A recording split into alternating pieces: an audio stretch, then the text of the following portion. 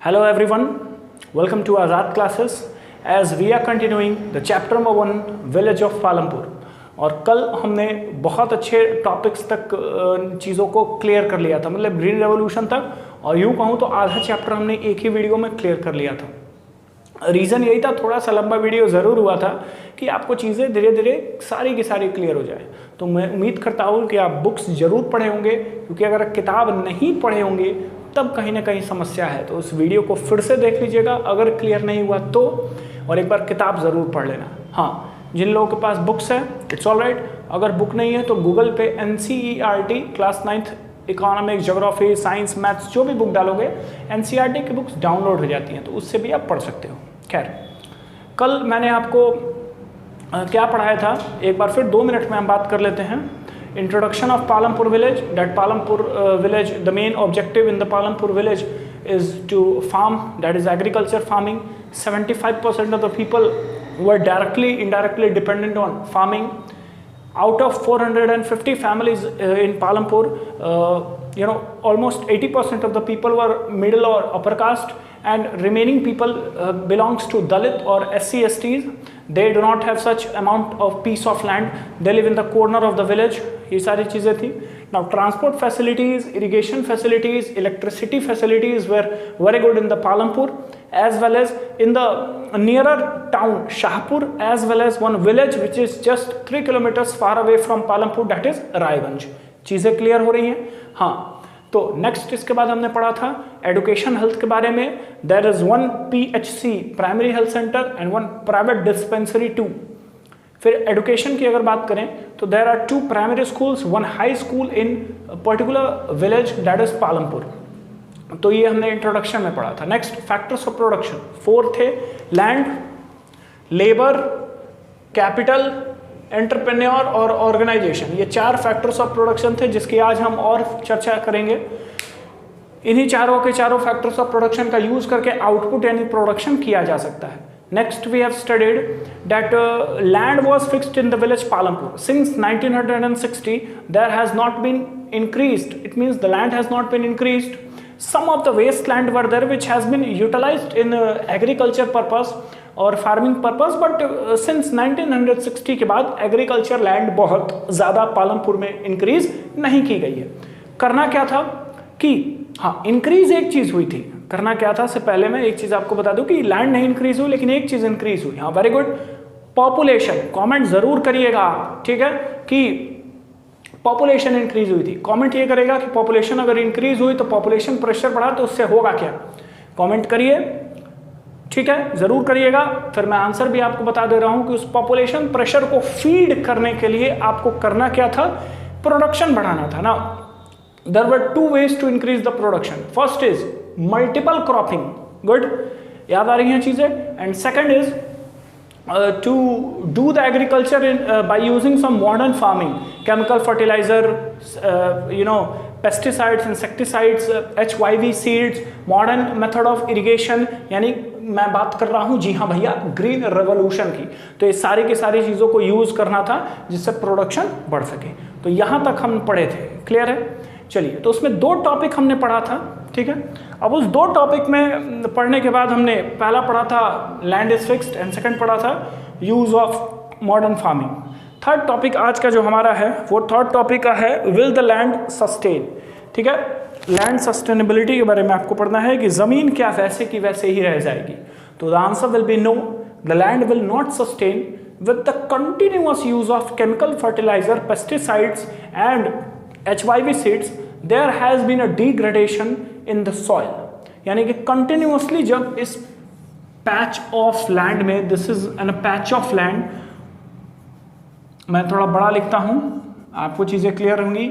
इस patch of land में हम जो भी फर्टिलाइजर यूज कर रहे थे, पेस्टिसाइड्स यूज कर रहे थे, इंसेक्टिसाइड्स यूज कर रहे थे, इस वजह से जो सॉइल है यानी जो मिट्टी है ये डिग्रेड हो गई। डिग्रेड का मतलब कि the soil has lost its fertility। Soil ने अपनी फर्टिलिटी को डिक्रीज कर दिया, यानी पहले जितना इस पे प्रोडक्शन की कैपेसिटी थी सॉइल के पास, ये प्रोडक्शन की कैपेसिटी कहीं ना कहीं थोड़ी बहुत डिक्रीज हो गई है। तो एक तो सस्टेनेबिलिटी, लैंड की सस्टेनेबिलिटी नहीं हो पाएगी, क्योंकि जितना ज़्यादा हम प्रोडक्शन बढ़ाने के लिए ये modern method of farming use कर रहे हैं, कहीं ना कहीं इसका एक डीमेरिट भी है। और डीमेरिट ये है कि इसे यूज़ करने से जो सॉइल की फर्टिलिटी है वो कम हो जाएगी, यानी पहले ये जितना उपजाऊ था अब ये उपजाऊ थोड़ा कम होगा। यहाँ तक चीज़ क्लियर है? बताइए।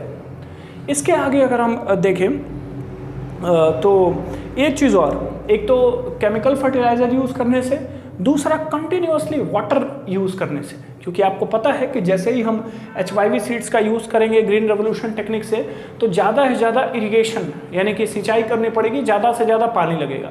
तो ट्यूबवेल से बहुत ज़्यादा पानी यूज़ करते करते जो ग्राउंड वाटर का लेवल है वो भी आपका डाउन चला गया है। तो इन सारी चीज़ों को बनाने के लिए बड़ा ही टाइम लगता है। It took so many years to restore the water facilities or groundwater, but their excessive use can destroy it. So for the future generation, for the future growth of agriculture in Palampur village, भविष्य के लिए जो Palampur village में खेती होनी चाहिए, इस agriculture के लिए आपको फर्टिलिटी ऑफ द सॉइल और साथ ही साथ ग्राउंड लेवल ऑफ वाटर का यानी कि ग्राउंड वाटर का भी ख्याल रखना होगा।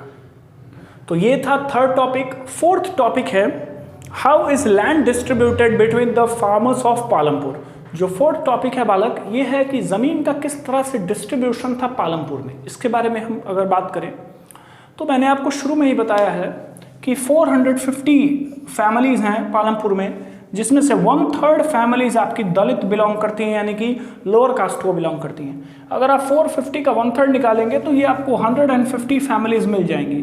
तो ये जो 150 फैमिलीज़ हुई बालक, अब ये जो 150 फैमिलीज़ हैं, these 150 families were almost landless. ये आपके लगभग लैंडलेस थे, इनके पास किसी भी तरह की कोई ज़मीन नहीं थी। यानी ये अपनी लाइफ को चलाने के लिए क्या करते थे कि दूसरों के खेत में काम करते थे। या इनमें से अगर कुछ लोगों के पास ज़मीन थी तो that was also less than 2 hectares of land और quite less than that. 2 hectare की ज़मीन से भी इनके पास ज़मीन कम थी या बहुत कम थी, या कुछ लोगों के पास इसमें ज़मीन थी ही नहीं। ठीक है। अगर मैं इसमें कुछ लार्ज फार्मर्स की बात करूं या मीडियम फार्मर्स की बात करूं तो the farmers were having more then 2 hectares of land. कुछ लोग एक्चुअली इन 150 फैमिली की तो मैं आपको सीधे ही बात बता दे रहा हूँ कि ऑलमोस्ट इनके पास ज़मीन नहीं थी, यही आप कंसेप्ट मानिए।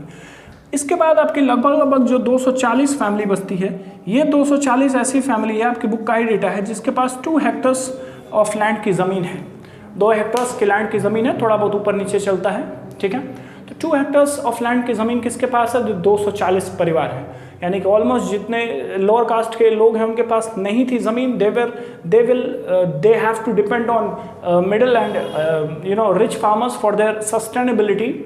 अपने गुजारा बसर करने के लिए दूसरों पर निर्भर होना पड़ता था। और 240 परिवार ऐसे हैं जिनके पास लगभग 2 हेक्टर की ज़मीन थी।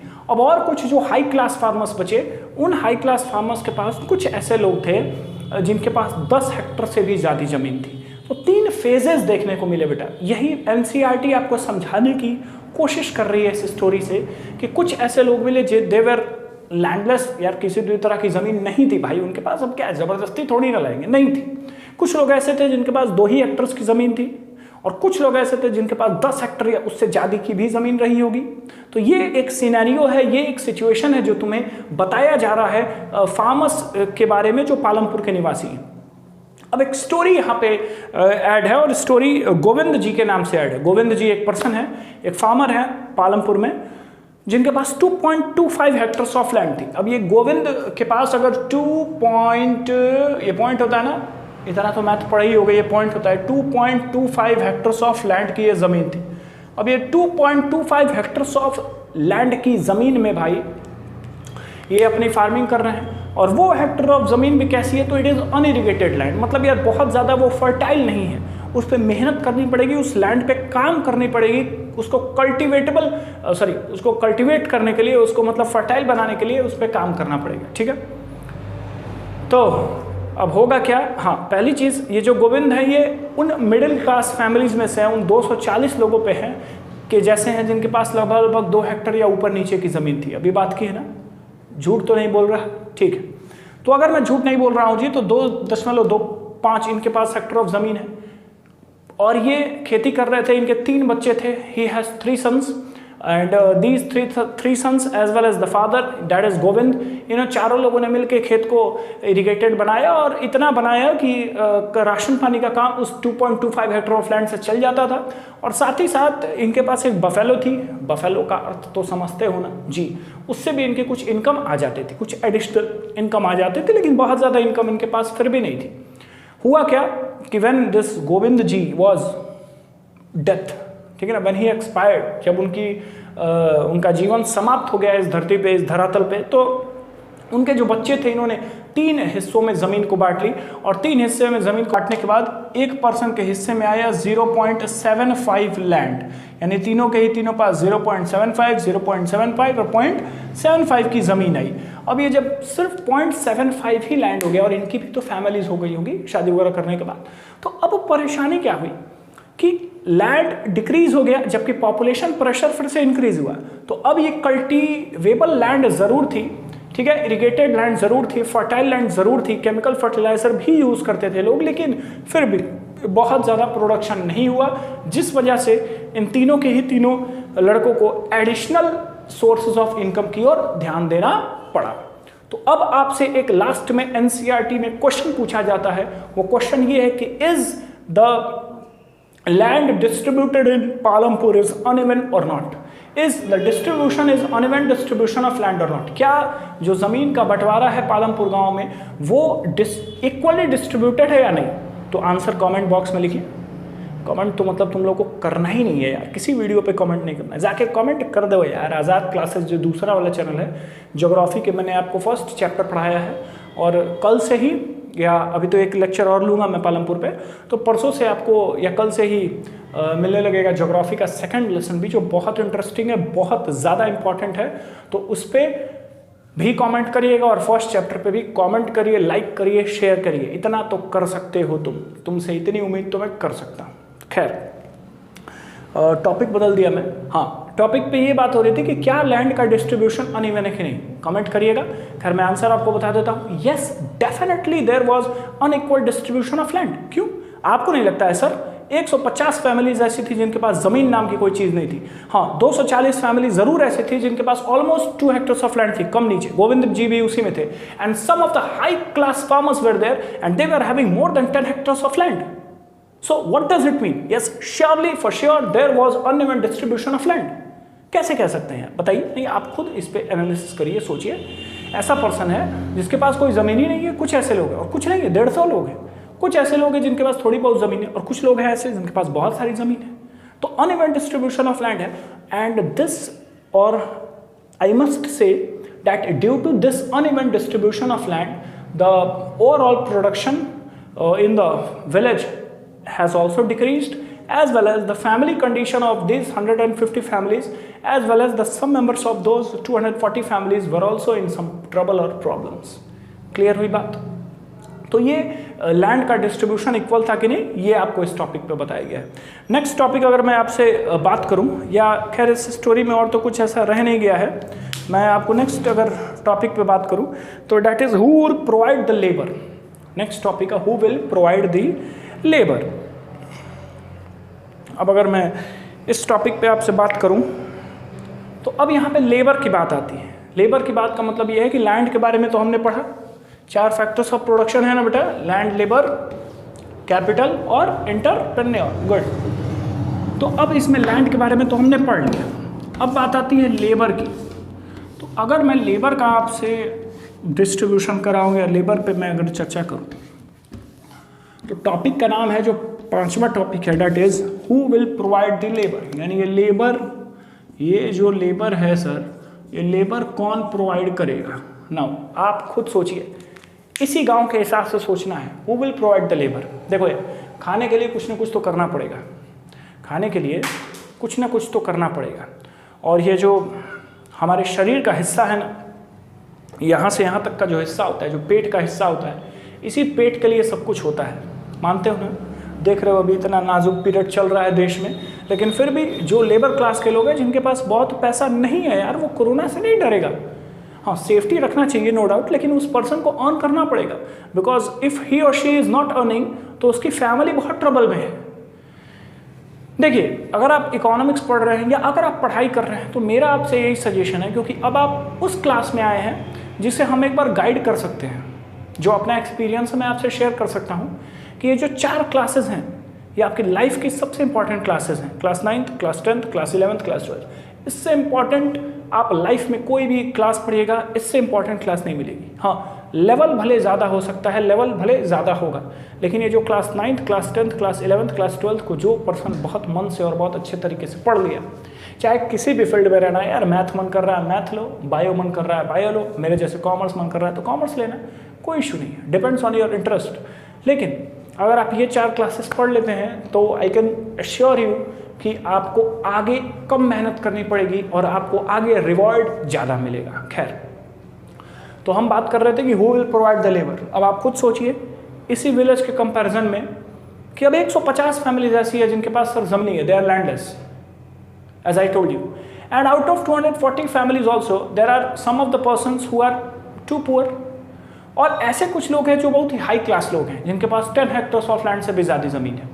तो अब जो लेबर का काम है, ये जिनके पास 2 हेक्टर्स ऑफ लैंड है या 1 हेक्टर ऑफ लैंड है या उसके आसपास की ज़मीन है, तो वो लोग तो खुद ही अपनी ज़मीन में एज ए लेबर काम करेंगे। लेबर का यहाँ मतलब ये है कि हु इज़ वेरी एसेंशियल और who is very crucial part for the output और फॉर द प्रोडक्शन। अभी आप देखिए धान का सीजन चल रहा है, पैडी का, खारिफ क्रॉप, कल बात हो रही थी ना। अब इस खारिफ क्रॉप में या धान के सीजन में आपको लेबर चाहिए जो बेसिकली रोपनी करता है। आपको पता होगा अगर आप गांव से बिलोंग करते हैं तो उसमें कोई ना कोई लेबर चाहिए, या तो जिसके पास कम ज़मीन होता है वो खुद ही अपने घर में कर लेता है, या जिसके पास बहुत ज़्यादा ज़मीन होती है वो क्या करते हैं, आप देखते हैं वो लोग किन्हीं न किन्हीं लोगों को एज अ लेबर हायर करते हैं। वो खुद नहीं काम करते हैं, खुद नहीं इसलिए काम करते हैं क्योंकि उनके पास ज़मीन ज़्यादा है, तो वो लोग ईजिली अफोर्ड कर सकते हैं, किसी थर्ड पर्सन को काम पे लगा सकते हैं। और थर्ड पर्सन के लिए भी बेनिफिट क्या है कि उसे एम्प्लॉयमेंट मिल जाता है, रोजगार मिल जाता है कुछ समय का, जिसे हम सीजनल एम्प्लॉयमेंट कहते हैं। आगे पढ़ेंगे तो बात समझ में आ रही है। इस स्टोरी के हिसाब से the people who were having almost 2 hectares or less than or little more than land, so they will work on their land themselves as in the term of labor. The people who has no land, they are landless people. The data is 150 families, as I told you. So they will be no longer working in their field because they don't have any amount of land. So they will be highly dependent on the high class farmers who will allow them to work, who will appoint them to work as a labor and they will pay the wages in return to them. बात समझ में आ रही है? नहीं, high class लोग जिनके पास 10 Hector से ज़्यादा ज़मीन है, ऐसे लोग कुछ ये 150 लेबर्स को हायर करेंगे और हायर करके वो क्या करेंगे, अपने फील्ड में काम कराएंगे। हाँ, उसके बदले में वेजेस देंगे। कल बात हो रही थी ना कि लेबर को वेजेस मिलता है। अब वेजेस भी 2 तरीके से देंगे, एक wages in cash, second wages in kind. Wages in cash का मतलब आपको पता है कि काम किए सुबह से शाम तक आपके खेत में, उसके बदले में पैसा दे दो, 350-400 जो भी पैसा तय हुआ आप दे दो लेबर को, या कम ही देना लोग चाहते हैं। दूसरी चीज़ कि आप उन्हें इन काइंड में कुछ चीज़ें दीजिए। इन काइंड का मतलब कभी कोई दवाइयाँ दे दी, ज़रूरत पड़ने पे खाना दे दिया, मील, इसके बाद उन्हें कपड़ा दे दिया, ठीक है, तो कुछ ट्रांसपोर्ट फैसिलिटी अगर दे दी, तो ये सारी चीज़ें क्या है, वेजेस इन काइंड का पार्ट होती हैं। तो ये वेजेस इन कैश या वेजेस इन काइंड क्या है, कुछ ना कुछ लोगों ने क्या है दिया। एक स्टोरी है यहाँ दाला की एक छोटी स्टोरी है, ये होमवर्क है, आप खुद ही अपने आप पढ़िए। तो that was the topic 5th। Okay, तो ये 5th पॉइंट था बच्चों जो हमने खत्म किया। Now 6th point is capital needed in the farming. Capital needed in the farming, land हमने पढ़ा, फिर लेबर के बारे में पढ़ा, अभी कैपिटल के बारे में पढ़ेंगे।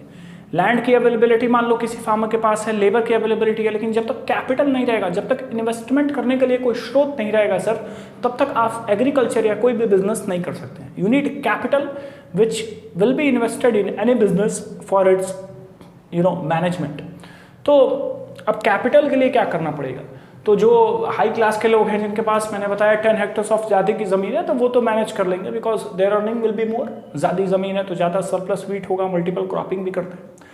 लेकिन जो लोग पुअर हैं, ठीक है, उनके साथ समस्या है कि दे नीड कैपिटल, ठीक है। और what really happens, the small farmers और द मार्जिनल फार्मर्स, मार्जिनल का वर्ड भी यहाँ स्मॉल से रिलेटेड है, द स्मॉल और marginal farmers has to be dependent on the high class farmers for the borrowed money, for the borrowing of capital which will be repaid by them but at a very high rate of interest. What I said कि जितने भी गरीब किसान हैं, यानी मैं उन 240 परिवारों की बात कर रहा हूँ जो क्या है, थोड़ा बहुत उनके पास 2 हेक्टर्स के आसपास ज़मीन है और जो खेती करना चाहते हैं, तो बेसिकली होगा क्या कि ये हाई क्लास फार्मर्स से कुछ ना कुछ पैसा उधार लेंगे, साहूकार से, मनी लेंडर्स थे, ट्रेडर्स से, ठीक है, व्यापारियों से पैसा उधार लेंगे और पैसे को तो चुकाना ही है अगर आप उधार ले रहे हैं तो, लेकिन साथ ही साथ ब्याज भी आपको देना पड़ेगा। ये भी ठीक है जी, ठीक है यार, ब्याज भी मंजूर है, लेकिन ब्याज भी आपको जो लोग पैसा देते हैं वो ज़्यादा से ज़्यादा चार्ज करते हैं। रीज़न क्या है कि उन्हें पता है कि सामने वाले पर्सन की गरज है पैसा लेना, तो अगर हम इस समय पे उसको पैसा दे रहे हैं तो I will charge a high rate of interest. So the people generally borrowed the money from the high class farmers at the rate of interest whatever they want. Such an example is about the story of Savita in your NCERT. Story है सविता की जिसे हम पढ़ रहे हैं। सविता एक farmer है, farm work करती है पालमपुर विलेज में। इनके पास 1 हेक्टर ऑफ लैंड है और इस 1 हेक्टर ऑफ लैंड पे ये वीट सोन करना चाहती हैं, वीट उगाना चाहती हैं, वीट कल्टीवेट करना चाहती हैं। लेकिन वीट को कल्टीवेट करने के लिए फर्टिलाइज़र का तो पैसा है, लेकिन इसके अलावा जो चीज़ें लगेंगी, इरिगेशन की चीज़ें लगेंगी या और जो कुछ मटेरियल्स लगेगा, इसके लिए इनके पास पैसा नहीं है। तो she will have to borrow the money from any farmer who is rich than her. तो ये क्या करती हैं, एक विलेज का जो मुखिया है उसके पास जाती हैं, his name is Tejpal Singh. She went to Tejpal Singh for borrowing the money and Tejpal Singh agreed. He just agreed to pay Savita money, okay, that will help her for her farming, but he agreed upon 2 conditions. Number 1 was that he'll charge 24% interest for 4 months. You can imagine 4 महीने के लिए 24% का rate of interest charge करेंगे, मतलब साल भर का देखो तो और ज़्यादा हो गया है कि नहीं, क्योंकि 4 महीने के लिए ही मात्र 24% चार्ज करेंगे। सेकंड थिंग कि उसे भी लेबर चाहिए, तेजपाल सिंह, अब उसके पास चूँकि खेत ज़्यादा है तभी वो पैसा दे रहा है, कॉमन सेंस, तो ही ऑल्सो नीड्स लेबर। तो उन्होंने सविता को कहा कि मैं पैसा तो दूंगा लेकिन 2 कंडीशन है, एक आपको इतना इंटरेस्ट रेट पे करना पड़ेगा। सविता ने कहा हाँ साहब ठीक है हम पैसा पे कर देंगे। भाई गरीब आदमी क्या कर सकते, तो एक तो मतलब समझ रहे हो तुम ना मेरी बातों को, तो एक तो 24% रेट ऑफ इंटरेस्ट पे किया। Second is Tejpal Singh ordered to Savita that you will have to work on my agriculture field at ₹35 per day, यानी 35 रुपए प्रतिदिन, जो इतना कम वेजेस है, इस पे सविता को तेजपाल सिंह के घर पे उनके मतलब एग्रीकल्चर लैंड पे काम करना पड़ेगा। सविता बेचारी एग्री हो गई कि यार ठीक है 24% का मैं रेट ऑफ इंटरेस्ट भी पे कर दूंगी और तेजपाल सिंह के यहाँ काम भी कर दूंगी, क्योंकि उसे पता था कि अगर वो काम नहीं करती है तो उसे क्या है, पैसे मिलने वाले हैं नहीं, तो मजबूरी, और वीट उगाना था, वीट नहीं उगाएगी तो खाएगी क्या। तो ये सारी समस्याएं हैं। तुम्हें लगता होगा कि होमवर्क करना सबसे बड़ी समस्या है, देखो जिंदगी में कितनी बड़ी बड़ी समस्या लोगों के साथ है। खैर बहरहाल वो दूसरी चीज़ है, लेकिन आप यहाँ समझ सकते हैं ना व्हाट हैपन। बाद में क्या हुआ होगा कि पैसा जो तेजपाल सिंह से लिया था सविता ने 24% रेट ऑफ इंटरेस्ट 4 महीने का पे भी किया होगा और उसके फील्ड पे काम भी किया। तो ये कहीं ना कहीं एक कैपिटल की समस्या है छोटे और मार्जिनल फार्मर्स के लिए कि वो पैसा कहाँ से लाएंगे। Now the 7th topic, moving to the 7th topic, that is surplus. ये 6 था। 7th topic is surplus. जो सरप्लस है उसके बारे में। Now what is surplus? Surplus का मतलब कि excess of consumption of agriculture, यानी कि excess of consumption of crop is known as surplus. What is surplus? मान लो एग्जांपल हम लेते हैं तेजपाल सिंह का। इनके पास मान लो कि 15 हेक्टर्स ऑफ लैंड है। इन्होंने अपने घर के लिए, बड़ा इनका परिवार था, तो 2 हेक्टर्स ऑफ लैंड के लिए, चलो यार 3 हेक्टर्स ऑफ लैंड मान लेते हैं, 3 हेक्टर्स ऑफ लैंड से इन्होंने अपने इतना क्रॉप प्रोड्यूस कर लिया कि इनका घर साल भर क्या है, खा सकता है। साल भर इन्होंने पैडी यानी कि धान बोया, फिर वीट बोया, फिर कुछ और सब्जियां भी बोई और भी चीज़ों से, जिससे मतलब 3 हेक्टर्स ऑफ लैंड पे इन्होंने ऐसी क्रॉप को प्रोड्यूस किया कि इनका काम, इनके घर का काम साल भर में चल जाता है। Now remaining 12 hectares of land, क्योंकि एग्रीकल्चर तो पूरे पे करेंगे ना, बहुत बेसिक सी चीज़ है, समझ रहे होगे। तो रिमेनिंग जो 12 हेक्टर्स ऑफ लैंड का पैसा है, जो क्रॉप होगा, उस क्रॉप को सेल करेंगे और सेल करने के बाद जो भी पैसा आएगा, मनी आएगा, वो क्या करेंगे, कहीं ना कहीं यूज़ करेंगे। अब स्टोरी के हिसाब से ये दिया है, तेजपाल सिंह ने पिछले साल इसे बैंक में रखा था जिससे रेट ऑफ इंटरेस्ट मिला। बैंक ने भी उस कैपिटल पे इंटरेस्ट पे किया तेजपाल सिंह को, क्योंकि अच्छा खासा सरप्लस का पैसा आया होगा। इस साल इन्होंने क्या किया है कि एक और नया ट्रैक्टर खरीदा है, यानी एक ट्रैक्टर इनके पास पहले से था। Now he has purchased one more tractor. Now that tractor is a fixed asset, इनकी एक फिक्स्ड एसेट उस पैसे से इंक्रीज कर गई। तो this is called the amount of surplus. आपके घर भी होता होगा, अगर आप एग्रीकल्चर से रिलेटेड हैं तो बिल्कुल रिलेटेड आप होंगे भी, मैं खुद भी हूँ। तो हमारे आपके यहाँ अगर हम खैर तेजपाल सिंह की कैटेगरी तो दूसरी है, लेकिन हमारे पास अगर 3, 4, 5, 6 हेक्टर ऑफ लैंड या इससे ज़्यादा अगर हो तो कहीं ना कहीं हम भी सेल्फ कंजम्पशन के लिए चीज़ों को रखते हैं। सेल्फ कंजम्पशन के बाद जो भी हमें सरप्लस क्रॉप मिलता है उसे हम मार्केट में सेल कर देते हैं। किस लिए? रुपया के लिए। तो बात समझ में आई? तो यहाँ पे हम 7 पॉइंट को एंड करते हैं। कल हमने 2 पॉइंट पढ़ा था, आज हमने 5 पॉइंट पढ़े। वीडियो आज का यहीं तक रहेगा। एक लास्ट वीडियो मैं पालमपुर पे कल लेके आऊँगा जो है नॉन फार्म एक्टिविटीज़ इन पालमपुर। डेयरी वगैरह है, इजी टॉपिक्स हैं, आप खुद भी पढ़ सकते हैं। और अगर कल इकोनॉमिक्स आएगा तो परसों most probably I will be bringing the geography for class 9th chapter 2।